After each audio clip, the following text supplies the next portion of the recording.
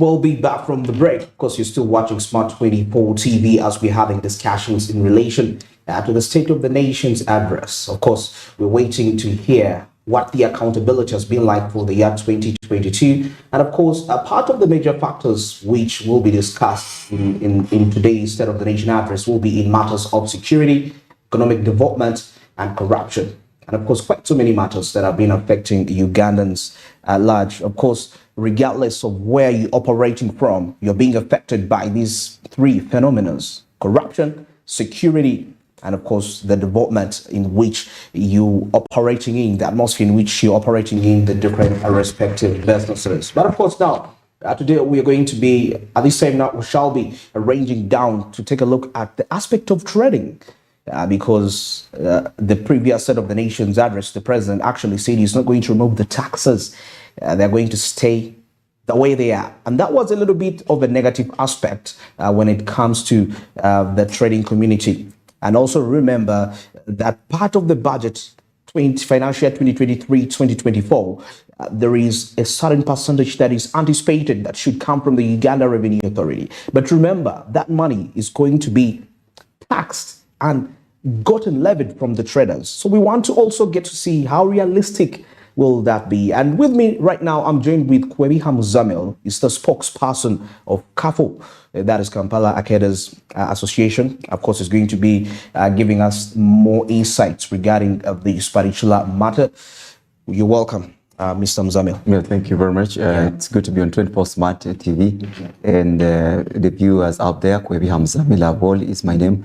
Public Relations, CAFO, Kampala Arcades Advocacy Forum, an organization that is in the lead of all traders pertaining or, renting in arcades of Kampala. Absolutely, with also the landlord inclusive. All right. Now, of course, getting straight to the point here, the previous State of the Nation's address, the president discussing about not removing the taxes, the available taxes. So I would love to understand, how has it been like for this past year operating in such a state? Well, first of all, COVID-19 as a global pandemic, it really affected everything, and there's so much the economic, aspect of life. And absolutely, the best of every aspect of life is on economic issues. And therefore, as traders and as leaders, as we CAFO, we anticipated the president to be so much of lenient and so much looking at economic recovery. And as the government was also doing badly, that means the individuals that pay taxes were really bad off. Because we had the longest lockdown ever in the history, world over. We had the longest holidays of students, of learners, and therefore we lost a lot of time, we lost a lot of money, and the coming back was really hard. So the State of Nation and the previous State of Nation, State of Address by the President shocked us as we traders because we expected a tax cut. Exactly, and the trade and the economic policies related, both at the macro level and the micro. Much as is so much elaborated of how it was very good not to go into tax cut, probably to fit in within the budget, kind of as predictions, but it really affected us. And as currently we are realizing, we realize the aftermath. We are realizing the negative effect. We are seeing traders, moving from their strong points they were doing business. We are seeing traders go into the outskirts of Kampala. We are seeing them go up country.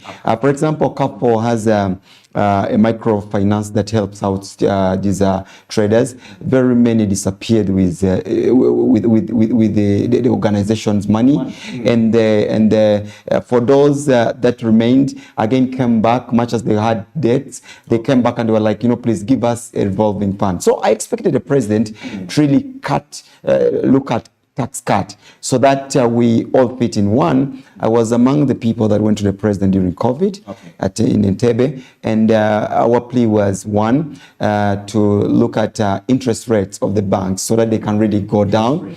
and surprisingly, they didn't really go down, other than probably renegotiating the loans and then getting into renegotiation, but still remaining with the same interest rate. This was so bad. And we also looked at the president probably to see if it's possible they waive off the rental income tax, and then look at the landlords don't really kind of go for rent areas.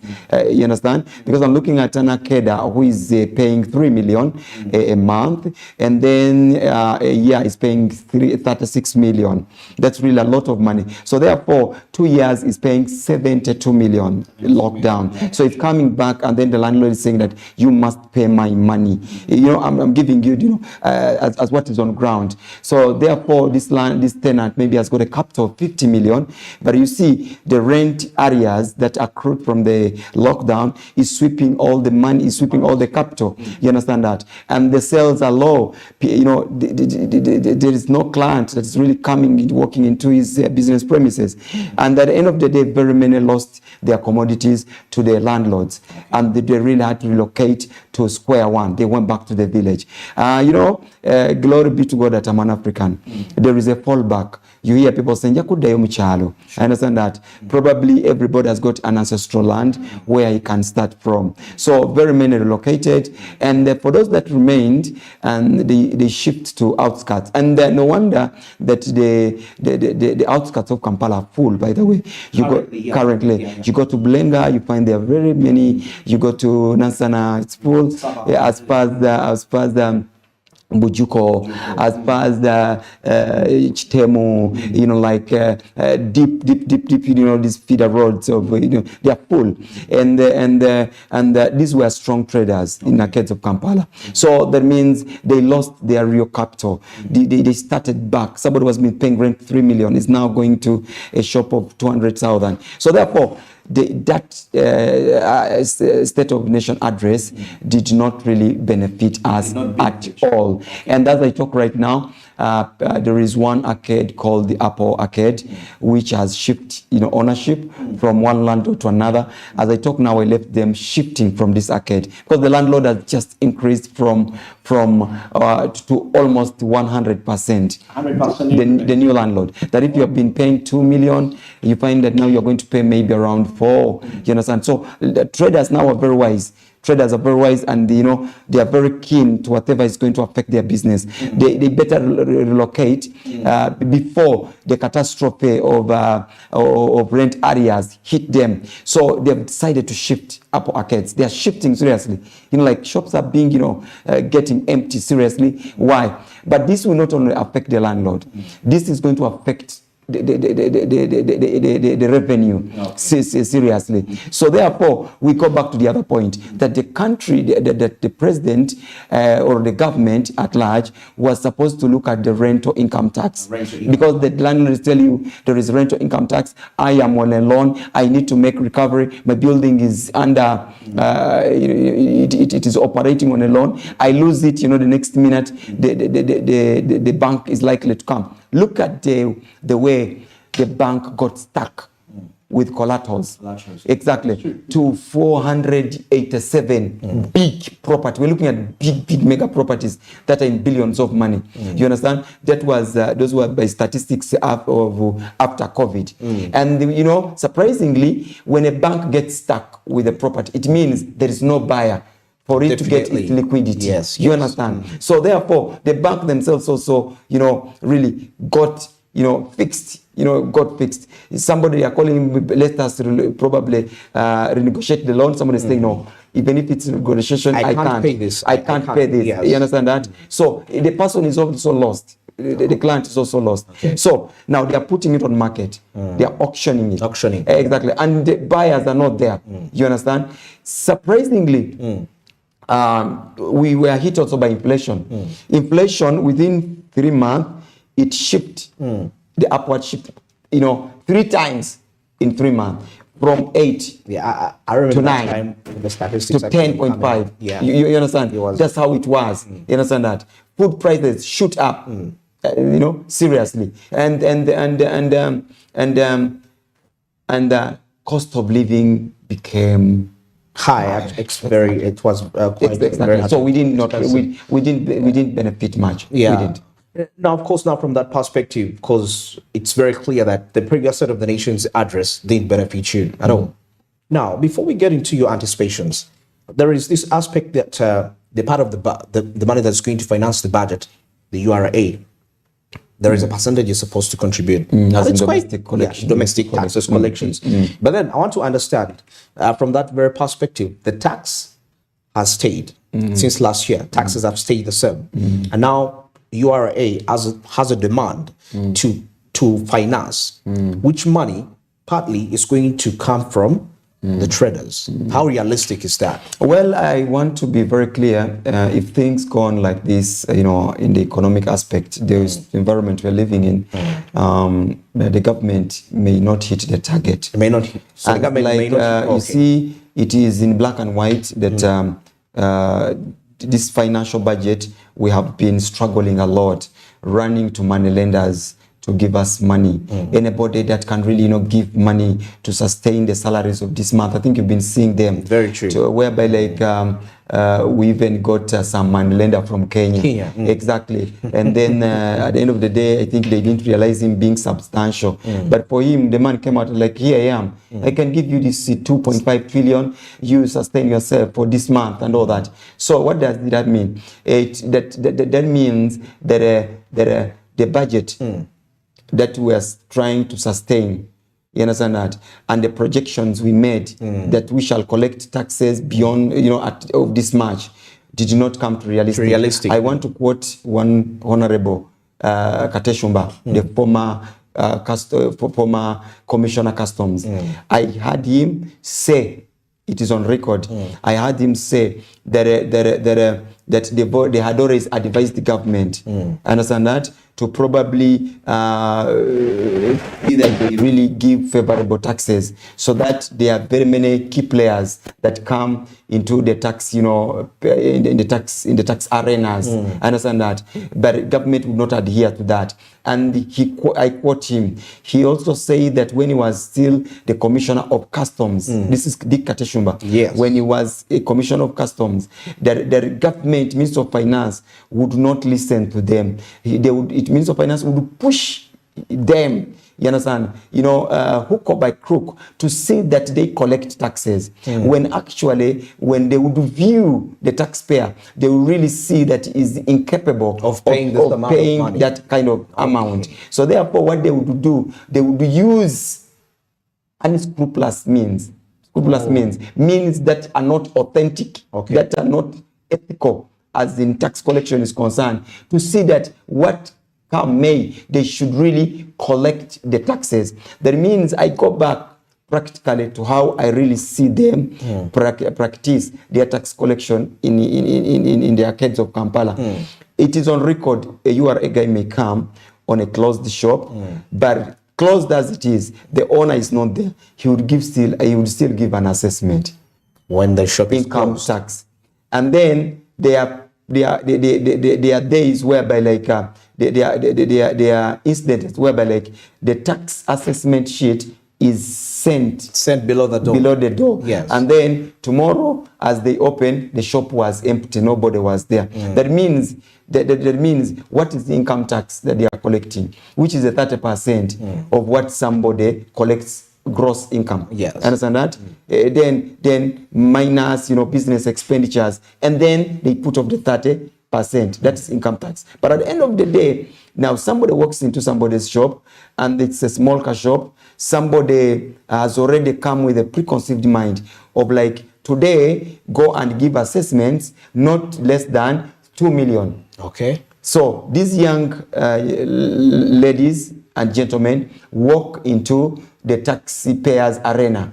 Understand that? And now they start giving assessments by prediction. Okay. Understand that? Not by facts. Not by facts. You understand that? That is sad. Not by facts. So Kateshumba was very clear that it will depend on the pressure that they are giving from government. I understand that. So therefore, to answer to your question, that will URA attain these basing from the people that it's going to collect the taxes from, who are largely informed. Exactly. Yeah. And I, as the leader from CAPO, and the economic environment will not favor. Still, we are struggling. Understand that? The trading community. Exactly, because at some point, we are the taxpayers. We are monitoring where our taxes are going.